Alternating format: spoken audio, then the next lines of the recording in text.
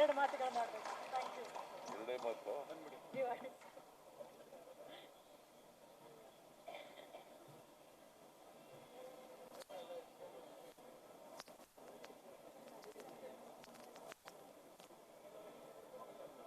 ಈ ಸಮಾರಂಭದಲ್ಲಿ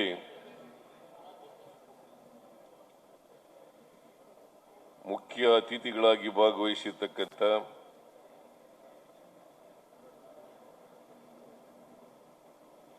ಜಿಲ್ಲಾ ಉಸ್ತುವಾರಿ ಸಚಿವರು, ಸಮಾಜ ಕಲ್ಯಾಣ ಇಲಾಖೆಯ ಸಚಿವರು ಆದಂಥ ಡಾಕ್ಟರ್ ಎಚ್.ಸಿ. ಮಹದೇವಪ್ಪ ಅವರ, ಮಾಜಿ ಮಂತ್ರಿಗಳು ಶಾಸಕರು ಆದಂಥ ತನ್ವೀರ್ ಶೇಟ್ ಅವರ, ಕೃಷ್ಣರಾಜ ವಿಧಾನಸಭಾ ಕ್ಷೇತ್ರದ ಶಾಸಕರಾದಂಥ ಶ್ರೀ ಟಿ.ಎಸ್. ಶ್ರೀವತ್ಸ ಅವರ, ರಾಜ್ಯ ಹೋಟೆಲ್ ಮಾಲೀಕರ ಸಂಘದ ಗೌರವ ಕಾರ್ಯದರ್ಶಿಗಳಾದಂಥ ಜಿ.ಕೆ. ಶೆಟ್ಟಿ ಅವರ,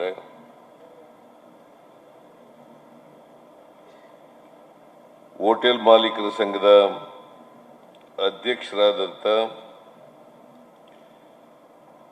ಸಿ. ನಾರಾಯಣಗೌಡ ಅವರ,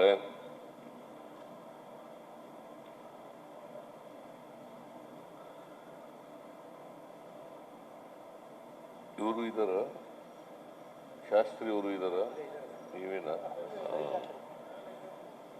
ಹೋಟೆಲ್ ಮಾಲೀಕರ ಧರ್ಮದತ್ತಿ ಅಧ್ಯಕ್ಷರಾದಂಥ ಶ್ರೀ ರವಿಶಾಸ್ತ್ರಿ ಅವರ, ಕ್ರಿಕೆಟ್ನಲ್ಲಿ ಒಬ್ಬಿದ್ದ ರವಿಶಾಸ್ತ್ರಿ ಅಂತ,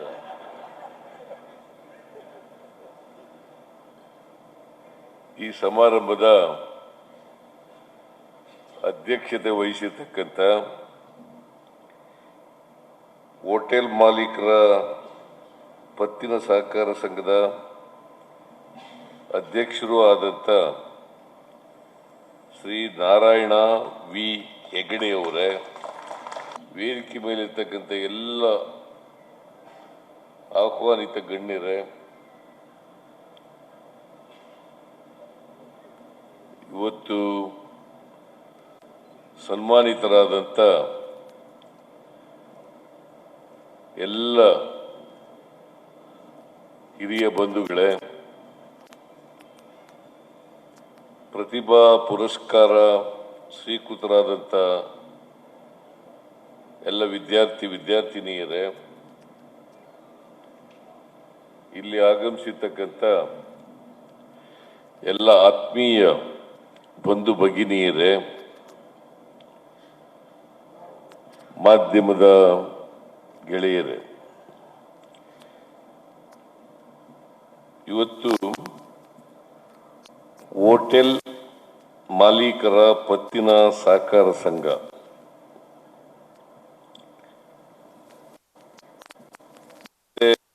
ಮಾಲೀಕರ ಸಂಘ, ಹೋಟೆಲ್ ಮಾಲೀಕರ ಧರ್ಮದತ್ತಿ ಸಹಯೋಗದೊಡನೆ ಈ ಪತ್ತಿನ ಸಹಕಾರ ಸಂಘದ ರಜತ ಮಹೋತ್ಸವವನ್ನು ಆಚರಣೆ ಮಾಡ್ಕೊಳ್ತಾ ಇದೆ.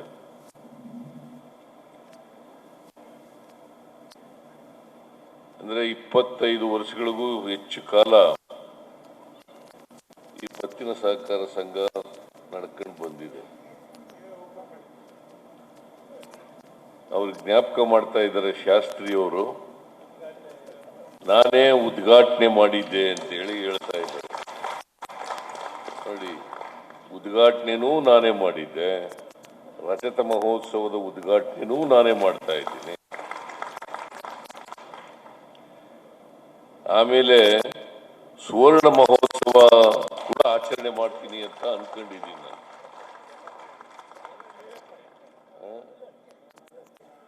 ನಾನು. ಬಸವೇಗೌಡ 100 ವರ್ಷಕ್ಕಿಂತ ಜಾಸ್ತಿ ಬದುಕಬೇಕು ಅಂತ ಅನ್ಕೊಂಡಿದ್ದೀನಿ.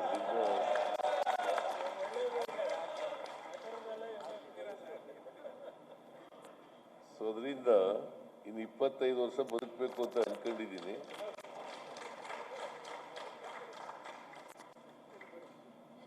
ರಜತ ಮಹೋತ್ಸವವನ್ನು ಕೂಡ ಆಚರಣೆ ಮಾಡಿ ಶತಮಾನೋತ್ಸವವನ್ನು ಕೂಡ ಆಚರಣೆ ಮಾಡಿ.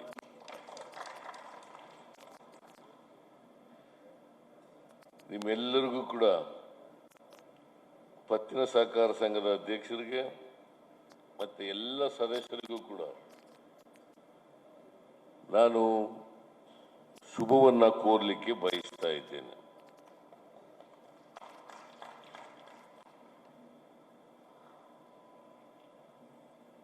ಈ ಹೋಟೆಲ್ ಮಾಲೀಕರ ಸಂಘ ಇಡೀ ರಾಜ್ಯದಲ್ಲಿ ಕೆಲಸ ಮಾಡ್ತಾ ಇದೆ. ರಾಜ್ಯ ಮಟ್ಟದ ಸಂಘನೂ ಕೂಡ ಇದೆ. ಅದರ ಗೌರವ ಕಾರ್ಯದರ್ಶಿಗಳು ಭಾಗವಹಿಸಿದ್ದಾರೆ, ಮಿಸ್ಟರ್ ಶೆಟ್ಟಿ. ಮತ್ತೆ ಜಿಲ್ಲೆಗಳಲ್ಲೂ ಕೂಡ ಸಂಘಗಳಿದ್ದಾವೆ. ನಾನು ಹಿಂದೆ ತುಮಕೂರಿನಲ್ಲಿ ಇರಬೇಕು ಅನ್ನೋ ಕಾಣಿಸುತ್ತೆ, ಮರ್ತೋಗ್ಬಿಟ್ಟಿದ್ದೀನಿ ನಾನು. ತುಮಕೂರಿನಲ್ಲಿ ಒಂದ್ಸರಿ ರಾಜ್ಯ ಮಟ್ಟದ ಹೋಟೆಲ್ ಮಾಲೀಕರ ಸಂಘದ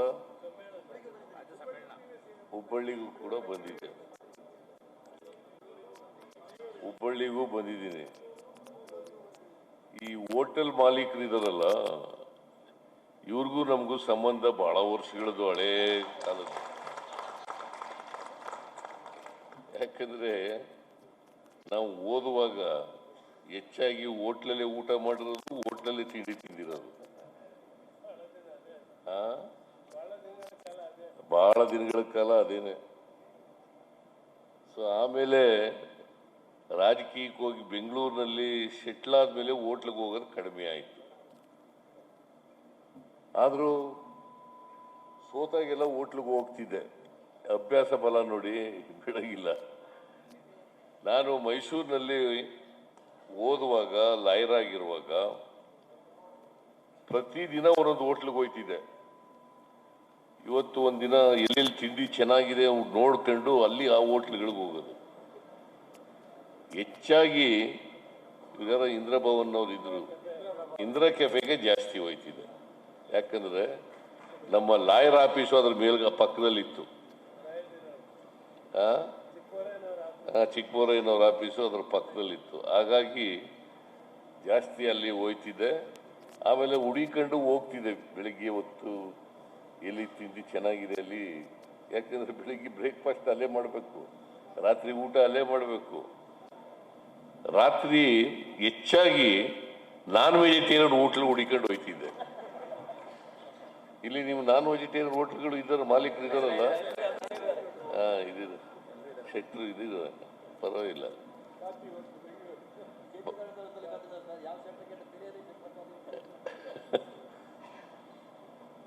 ಸೊ ಹಾಗಾಗಿ ಈ ಹೋಟೆಲ್ ಉದ್ಯಮ ಇದೆಯಲ್ಲ, ಪ್ರವಾಸೋದ್ಯಮ ಬೆಳಿಲಿಕ್ಕೆ ಹೋಟೆಲ್ ಉದ್ಯಮ ಬಹಳ ಸಹಕಾರಿ ಅಂತಕ್ಕಂಥದ್ದನ್ನು ಮರೀಲಿಕ್ಕೆ ಸಾಧ್ಯ ಇಲ್ಲ. ಮೈಸೂರು ಒಂದು ಪ್ರವಾಸೋದ್ಯಮ ಕೇಂದ್ರ. ಇದು ಇಲ್ಲಿ ಹೋಟೆಲ್ ಉದ್ಯಮ ಬೆಳಿಬೇಕಾಗ್ತದೆ.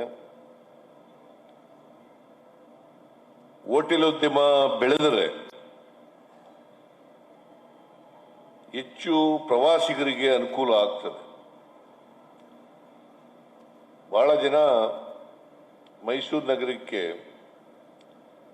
ಪ್ರವಾಸಿಗರು ಬರ್ತಾರೆ, ಹೊರಗಡೆಯವರೆಲ್ಲ ಬರ್ತಾರೆ. ಇಂಥ ಸಂದರ್ಭದಲ್ಲಿ ನಿಮ್ಮ ಆತಿಥ್ಯ ಬಹಳ ಮುಖ್ಯ. ಬೆಳಿಗ್ಗೆ ಹೊತ್ತು, ಮಧ್ಯಾಹ್ನದ ಹೊತ್ತು, ರಾತ್ರಿ ವೇಳೆ, ಸಾಯಂಕಾಲದ ವೇಳೆ ನಿಮ್ಮ ಆತಿಥ್ಯ ಬಹಳ ಮುಖ್ಯ.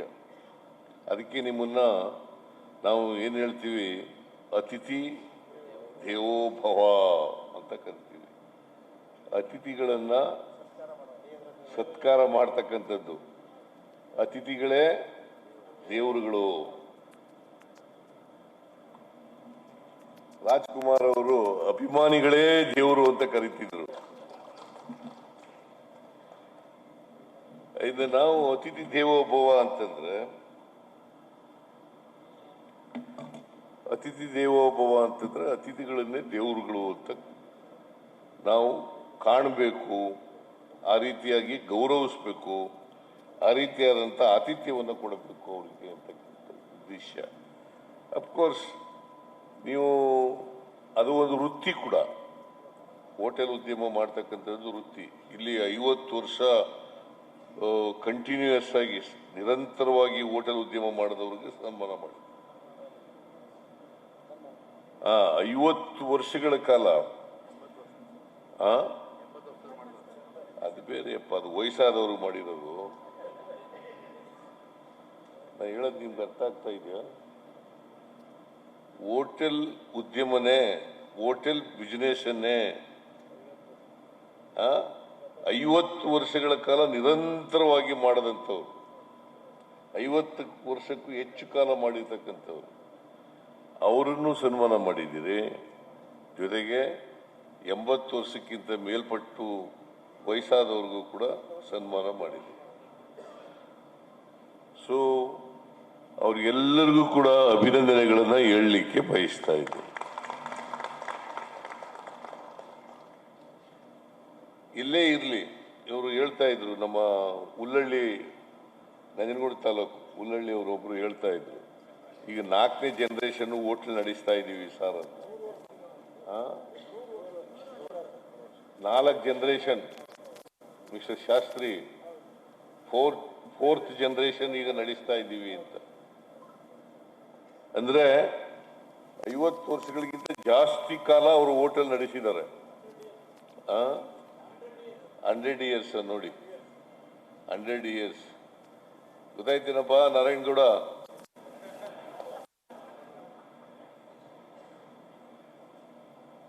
ವರ್ಷಕ್ಕಿಂತ ಹೆಚ್ಚು ಕಾಲ ನಡೆಸೋದಿದೆಯಲ್ಲ, ಆ ವೃತ್ತಿ ಮಾಡೋದಿದೆಯಲ್ಲ, ಅದು ಅತಿಥಿಗಳಿಗೆ ಸೇವೆ ಮಾಡ್ತಕ್ಕಂಥದ್ದು ಇದೆಯಲ್ಲ, ಅದು ದೊಡ್ಡ ಸಮಾಜ ಸೇವೆ ಅಂತೇಳಿ ನಾನು ಭಾವಿಸ್ಕೊಂಡಿದ್ದೇನೆ.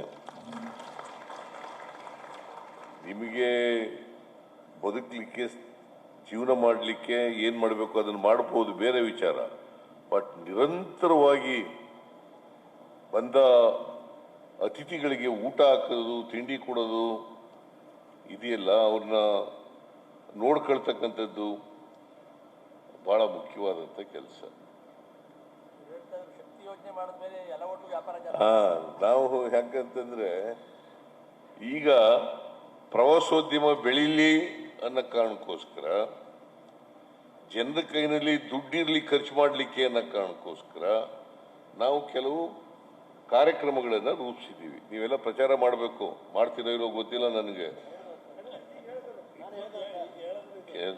ಪ್ರಚಾರ ಮಾಡಬೇಕು, ಸುಮ್ಮನೆ ನಾನು ಇದ್ದೆ ಅಂತ ಹೇಳೋದಲ್ಲ, ನಾ ಇಲ್ಲೇದಾಗ್ಲೂ ಹೇಳಬೇಕು.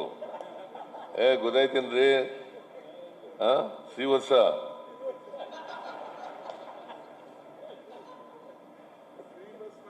ಈಗ ಹೆಣ್ಣು ಮಕ್ಕಳಿಗೆಲ್ಲ ಉಚಿತವಾಗಿ ಬಸ್ ಪ್ರಯಾಣ ಮಾಡಿಕೊಟ್ಬಿಟ್ಟಿದ್ದೀವಿ. ಏನ್ರಮ್ಮ ನೀವು ಹೋಗ್ಬೋದು, ನೀವು ಕಾರ್ಗಿರ್ ಇದ್ರೆ ಹೋಗಲ್ಲ, ಗೊತ್ತಿದೆ ನನಗೆ. ಕಾರ್ ಇದ್ರೆ, ಕಾರ್ ಇಲ್ಲದೆ ಹೋದ್ರೆ ಹೋಗ್ಬೋದು ನೀವು. ಅದಕ್ಕೆ ನಾನು ಒಂದ್ ಕಡೆ ಹೇಳಿದೆ, ನನ್ನ ಹೆಂಡ್ತಿನೂ ಹೋಗ್ಬೋದು, ಮಾದೇವಪ್ಪನ ಹೆಂಡ್ತಿನೂ ಹೋಗ್ಬೋದು, ತನ್ವೀರ್ ಶೆಟ್ಟಿ ಹೆಂಡ್ತಿನೂ ಹೋಗ್ಬೋದು. Anybody can go at free of cost.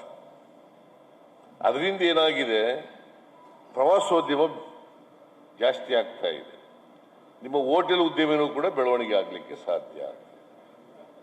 ಈಗ ನಾನು ಇದ್ರ ರೋಡ್ನಲ್ಲಿ ಹೋಗ್ತಾ ಇರ್ತೀನಿ, ನಾನು ಒಂದೊಂದ್ಸಾರಿ ಕಾಫಿ ಕುಡಿಯಕ್ಕೆ ಹೋಗ್ತೀನಿ ಹಾಸನ್ ರೋಡ್ನಲ್ಲಿ.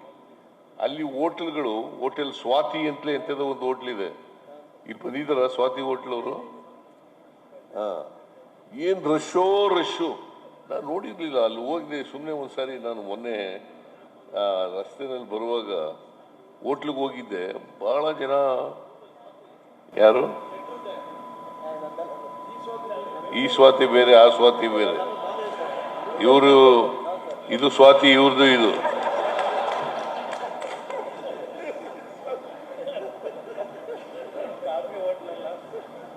ಬರೀ ಕಾಫಿ ಹೋಟ್ಲ್ ಅಲ್ಲ. ಸೊ ಆ ಸ್ವಾತಿ ಹೋಟ್ಲಿಗೆ ಸುಮ್ಮನೆ ಹೋಗಿದ್ದೆ, ಕಾಫಿ ಕುಡಿಯೋಣ ಅಂತ ಹೋಗಿದ್ದೆ. ಬಹಳ ಜನ ಇದ್ರು. ನಾನು ಹಿಂದೆನೂ ಒಂದ್ಸರಿ ಹೋಗಿದ್ದೆ, ಈಗಲೂ ಹೋಗಿದ್ದೆ. ಈಗ ನೀನು ಯಾವಲ್ಲಾರ ಹೋಗಿದ್ ಬಾ ಹೊಸ ಆ ಕಡೆ ಹೋದ್ರೆ ಓಟ್ ಜನ ಜಾಸ್ತಿ ಆಗ್ಬಿಟ್ಟಿದ್ದಾರೆ. ಇದ್ದಕ್ಕಿದ್ದಲ್ಲೇ ಜನ ಜಾಸ್ತಿ, ದುಡ್ಡು ಕೈನಲ್ಲಿ ಇದ್ರೆ ಖರ್ಚು ಮಾಡ್ತಾರಲ್ವಾ. ಬರೀ ನಿಮ್ಗೆ ಒಬ್ಬರಿಗೆ ವ್ಯಾಪಾರ ಆಗಲ್ಲ, ನಮಗೆ ಟ್ಯಾಕ್ಸು ಬರ್ತದೆ, ಸರ್ಕಾರಕ್ಕೆ ಟ್ಯಾಕ್ಸ್ ಕೂಡ ಬರ್ತದೆ. ಅದರಿಂದ ಏನಾಗ್ತದೆ, ರಾಜ್ಯದ ಆದಾಯ ಬೆಳವಣಿಗೆ ಆಗ್ಲಿಕ್ಕೆ ಸಾಧ್ಯ ಆಗ್ತದೆ. ನಾವು ಇಂಗ್ಲಿಷ್ನಲ್ಲಿ GDP ಅಂತ ಕರಿತೀವಿ, GDP ಅಂತ ಕರಿತೀವಿ, ಗ್ರಾಸ್ ಡೊಮೆಸ್ಟಿಕ್ ಪ್ರಾಡಕ್ಟ್ ಅಂತ. ಅದು ಜಾಸ್ತಿ ಆಗ್ಲಿಕ್ಕೆ ಸಾಧ್ಯ ಆಗ್ತದೆ. ಸೊ ಇದರಿಂದ ಈ ಕಾರ್ಯಕ್ರಮ ಮಾಡಿದ್ದೀವಿ. ಯಾಕೆ ಮಾಡೋದು ಅಂತಂದ್ರೆ, ಯುರೋಪ್ ಕಂಟ್ರಿಗಳಲ್ಲೆಲ್ಲ ನಾವು ಯೂನಿಫಾರ್ಮ್ ಬೇಸಿಕ್ ಇನ್ಕಮ್ ಅಂತ ಇರ್ತದೆ. ಯೂನಿವರ್ಸಲ್ ಬೇಸಿಕ್ ಇನ್ಕಮ್ ಅಂತ ಮಾಡಿರ್ತಾರೆ. ಜನರ ಕೈಗೆ ದುಡ್ಡಿರ್ಬೇಕು. ದುಡ್ಡಿದ್ರೆ ಆರ್ಥಿಕ ಚಟುವಟಿಕೆಗಳಾಗ್ತವೆ. ಹೋಟ್ಲಿಗೆ ಹೋಗೋಕ್ಕೆ, ವ್ಯಾಪಾರ ಮಾಡೋಕ್ಕೆ, ಬಟ್ಟೆ ತಗೊಳ್ಳಿಕ್ಕೆ, ಇನ್ನೇನು ತಗೊಳ್ಳಿಕ್ಕೆ, ಶಾಲೆಗೆ ಮಕ್ಕಳಿಗೆ ಓದಿಸ್ಲಿಕ್ಕೆ ಇವೆಲ್ಲ ಅನುಕೂಲ ಆಗ್ತದೆ. ದುಡ್ಡೇ ಇಲ್ಲವ್ರು ಎಲ್ಲಿಂದ ಮಾಡ್ತೀರಿ? ನಾವೆಲ್ಲ ತಿಂಗಳು ಮೊದಲೆಲ್ಲ ಹೋಟ್ಲಿಗೆ ಹೋಗಿ ತಿಂಡಿ ತಿನ್ಕೊಂಡು ಎಲ್ಲ ಮಾಡಿವು. ತಿಂಗಳ ಕೊನೆಯಲ್ಲಿ ದುಡ್ಡು ಹೋಗ್ಬಿಡೋದು, ಖಾಲಿ ಆಗ್ಬಿಡೋದು. ಆಗ ರೂಮ್ ಬಿಟ್ಟೇ ಹೋಯ್ತಿರ್ಲಿಲ್ಲ. ನಾವು ಹೋಟ್ಲಿಗೆ ಹೋಗ್ಬೇಕಲ್ಲ, ರೂಮ್ ಬಿಟ್ಟೇ ಹೋಯ್ತಿರ್ಲಿಲ್ಲ. ಒಂದು 2-3 ದಿನ ಅಂತ ರೂಮ್ ಬಿಟ್ಟೇ ಹೋಯ್ತಿರ್ಲಿಲ್ಲ. ಸೊ ದುಡ್ಡು ಇಲ್ಲದೆ ಹೋದ್ರೆ ಕಷ್ಟ ಅಲ್ಲ. ಹೆಂಗೋ ಚಾಪೆ ಇದ್ದಷ್ಟು ಕಾಲು ಚಾಚು ಅಂತ ನಡೀತಾ ಇತ್ತು ಆ ಕಾಲದಲ್ಲಿ. ಈ ಕಾಲದಲ್ಲಿ ಭಾರಿ ಕಷ್ಟ ಅಲ್ಲ, ಜೀವನ ಮಾಡೋದು ಕಷ್ಟ ಅಲ್ಲ. ಅದಕ್ಕೆ ಜನರಿಗೆ ಉಳಿತಾಯ ಆಗಬೇಕು, ಜನರ ಕೈನಲ್ಲಿ ದುಡ್ಡಿರಬೇಕು. ದುಡ್ಡಿದ್ರೆ ಆರ್ಥಿಕ ಚಟುವಟಿಕೆಗಳಾಗ್ತವೆ. ಆರ್ಥಿಕ ಚಟುವಟಿಕೆಗಳಾದ್ರೆ ಪ್ರವಾಸೋದ್ಯಮ ಬೆಳೀತದೆ, ಹೋಟೆಲ್ ಉದ್ಯಮ ಬೆಳೀತದೆ. ಗೊತ್ತಾಯ್ತಾ? ಆರ್ಥಿಕವಾಗಿ ರಾಜ್ಯನೂ ಕೂಡ ಅಭಿವೃದ್ಧಿ ಆಗಲಿಕ್ಕೆ ಸಾಧ್ಯ. ಇದು ಒಂದಕ್ಕೊಂದಕ್ಕೆ ಲಿಂಕು, ಇದು ಚೈನ್ ಇದ್ದಾಗಿ. ಗೊತ್ತಾಯ್ತಲ್ಲ? ಅದಕ್ಕೋಸ್ಕರ ಈ ಕಾರ್ಯಕ್ರಮಗಳೆಲ್ಲ ಮಾಡಿರ್ತಕ್ಕಂಥದ್ದು. ಅನ್ನಭಾಗ್ಯ ಕಾರ್ಯಕ್ರಮ ಇರ್ಬೋದು, ಶಕ್ತಿ ಯೋಜನೆ ಕಾರ್ಯಕ್ರಮ ಇರ್ಬೋದು, ಮತ್ತೆ 2 ಲಕ್ಷ ಕೊಡ್ತಕ್ಕಂಥ ಎಂತದು ಪ್ರತಿ ಯಜಮಾನಿಗೆ 1,16,000 ಲಕ್ಷ 1,16,000,000 ಮಹಿಳಾ ಯಜಮಾನಿಗೆ ತಿಂಗಳಿಗೆ 2,000 ರೂಪಾಯಿ ಕೊಡ್ತಾ ಇದ್ದೀವಿ. ಆ ದುಡ್ಡಿಲ್ಲ ಏನ್ ಮಾಡ್ತಾರೆ? ಅಲ್ಲೇ ಕೂಡಿಟ್ಕೊಂಡಾರ, ನಿಮಗೆ ವ್ಯಾಪಾರ ಮಾಡಕ್ಕೆ ಬರ್ತದಲ್ಲ. ಗೊತ್ತಾಯ್ತೇನ್ರಮ್ಮ? ಸೊ ಇದನ್ನೆಲ್ಲ ಮಾಡ್ತೀವಿ. ಅದರಿಂದ ನೀವು ನಮ್ಮ ನಾರಾಯಣಗೌಡ ಕೆಲವು ಮನವಿ ಎಲ್ಲ ಕೊಟ್ಟು ಇದೆಲ್ಲ ಮಾಡಿದ್ದಾರೆ. ಅವೆಲ್ಲ ನೋಡ್ತೇನೆ, ಯಾವ್ಯಾವ ಮಾಡಕ್ ಆಗ್ತದೆ ಅವೆಲ್ಲನೂ ಮಾಡ್ಕೊಡ್ತೀನಿ. ಮೈಸೂರು ನಗರ ಬೆಳಿಲಿಕ್ಕೆ, ಮೈಸೂರುದಲ್ಲಿ ಉದ್ಯಮ ಬೆಳಿಲಿಕ್ಕೆ, ಮೈಸೂರು ಒಂದು ಪ್ರವಾಸಿ ಕೇಂದ್ರವಾಗಿ ಇನ್ನಷ್ಟು ಎತ್ತರಕ್ಕೆ ಬೆಳಿಲಿಕ್ಕೆ ಎಲ್ಲ ರೀತಿಯ ಸಹಾಯವನ್ನ ಕೂಡ ಮಾಡೋಣ. ಇವರು ಹೇಳ್ತಾರೆ ನಾರಾಯಣಗೌಡ, ನಾ ಮನಸ್ಸು ಮಾಡಿದ್ರೆ ಎಲ್ಲವೂ ಆಗುತ್ತೆ. ಈಗ ಮೈಸೂರಿನಲ್ಲಿ ನಾರಾಯಣಗೌಡ ಕೇಳಿಲ್ಲಿ, ಮೈಸೂರಿನಲ್ಲಿ ನಾನು ಮಾಡದಂತ ಅಭಿವೃದ್ಧಿನ ಬೇರೆಯವ್ರು ಮಾಡಿದ್ದಾರೆ ಹೇಳಪ್ಪ ನೋಡ. ನೀನು ಒಪ್ಪು, ನೀನ್ ಮನಸ್ಸಿದಾರ ಹೇಳು, ಮನಸ್ಸಿಂದ ಹೇಳು.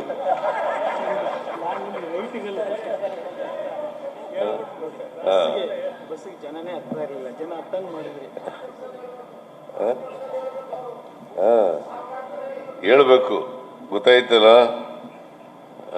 ಇಂಡಸ್ಟ್ರಿ ಸ್ಟೇಟಸ್ ಇದು ಮಾಡೋಣ, ಮಾಡ್ಕೊಂಡ ನಡಿ. ಇಂಡಸ್ಟ್ರಿ ಸ್ಟೇಟಸ್ ಕೊಡಕ್ಕೆ ಮಾಡೋಣ.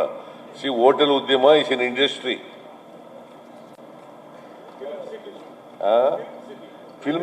ಫಿಲ್ಮ್ ಸಿಟಿ ಮೈಸೂರಲ್ಲೇ ಮಾಡೋದು ಅಂತ ನನ್ನ ಬಜೆಟ್ ಓದಿದ್ಯಾ ನೀನು? ಮೈಸೂರಿನಲ್ಲೇ ಫಿಲ್ಮ್ ಸಿಟಿ ಮಾಡ್ತೀವಿ, ಹೊರಗಡೆ ಎಲ್ಲೂ ಮಾಡಲ್ಲ. ನಾನು ಹಿಂದೆನೆ ಚಾಮುಂಡಿ ಬೆಟ್ಟಕ್ಕೆ ರೋಪ್ ವೇ ಹಾಕ್ಬೇಕು ಅಂತ ಹೇಳಿದ್ದೆ. ಈ ಪರಿಸರವಾದಿಗಳಿದಾರಲ್ಲ ಅವ್ರು ಅಡ್ಡ ಬಂದ್ಬಿಟ್ರು. ಯಾರು ನೀವು ಸ್ವಲ್ಪ ಹೇಳ್ಬೇಕು ಅವ್ರಿಗೆ.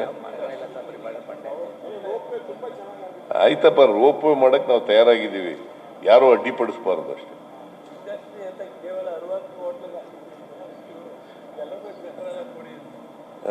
ನೀನು ಸ್ವಲ್ಪ ಹೋಟೆಲ್ ಬಿಸ್ನೆಸ್ ನಲ್ಲಿ ಇದೆಯಲ್ವಾ,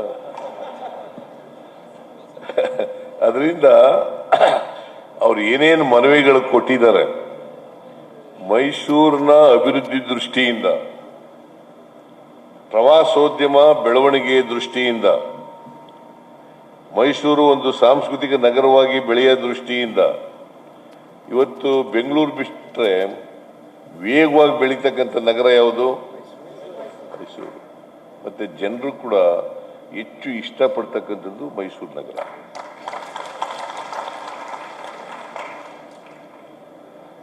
ಈಗೆಲ್ಲ ನಮ್ಮ ಸುಳ್ಳು ಹೇಳ್ತಾರೆ, ನಂಬ್ಕೊಳಕ್ ಹೋಗ್ಬಿಡಿ. ಹೊಸ ಬೆಂಗಳೂರು ಮೈಸೂರು ಹೈವೇ ಮಾಡಿದ್ದು ನಾನು, ಮಾದೇವಪ್ಪ ಮಾಡಿದ್ದು, ನಿಮ್ಮ ಇವನೆಲ್ಲ MP ಎಲ್ಲ ಮಾಡಿದ್ದು. ಸುಮ್ಮನೆ ಹೊಡಿತಾನೆ ಬುರುಡೆ. ನಾವ ಮೈಸೂರು ಅವನ ಕ್ಷೇತ್ರ ಎಲ್ಲಿವರೆಗಿರೋದು ಹೇಳಪ್ಪ? ಸಿಡ್ಲಿಂಗ್ಪುರದವ್ರಿಗೆ. ಅಲ್ಲಿಂದ ಆಚೆಗೆ ಯಾರು ಇರೋ ಮಾಡಿದ್ದವರು? ಸುಮ್ಮನೆ ಹೊಡಿತಾ ಇದ್ರು, ಬುರುಡೆ ಹೊಡೆಯೋದು.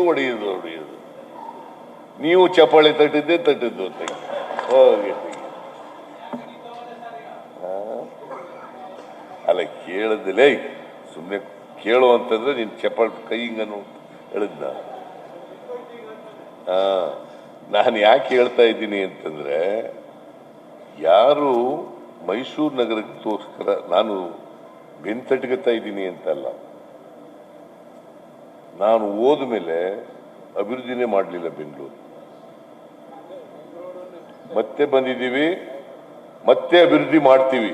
ಅದು it is my duty, it's my responsibility. ಮಾಡ್ತೀವಿ. ಮತ್ತೆ ನಮ್ದು ನಾವು ಏನು ಹೇಳ್ತೀವಿ ಅದರಂತೆ ಮಾಡೇ ಮಾಡ್ತೀವಿ, ನಡ್ಕೊಳ್ತೀವಿ. ಏನಾರ ಹೇಳ್ಕೊಳ್ಳಿ, ವಿರೋಧನಾರು ಮಾಡಲಿ, ಪ್ರಶಂಸೆನಾರು ಮಾಡಲಿ, ಏನಾರು ಮಾಡಲಿ, ಮಾಡೋದಂತೂ ಮಾಡ್ತೀವಿ. ನಿಮಗೂ ಸಹಾಯ ಮಾಡ್ತಕ್ಕಂಥ ಕೆಲಸವನ್ನ ಮಾಡೋಣ. ಈಗ 8% ಇತ್ತು ಟ್ಯಾಕ್ಸ್, ನಿಮಗೆ 4% ಮಾಡಿಕೊಟ್ಟವ್ರು ಯಾರು? ಯಾರೇ? ಮತ್ತೆ ಎಷ್ಟಿತ್ತು? ಎಷ್ಟೇ ಆಯ್ತು ಸೆಟ್ಟಿಗೆ? ನೀನದು ಹೇಳೋದೇ ಇಲ್ಲ, ಮತ್ತೆ ನೀನು ಸುಮ್ಮನೆ ಕೂತಿರ್ತೀಯ.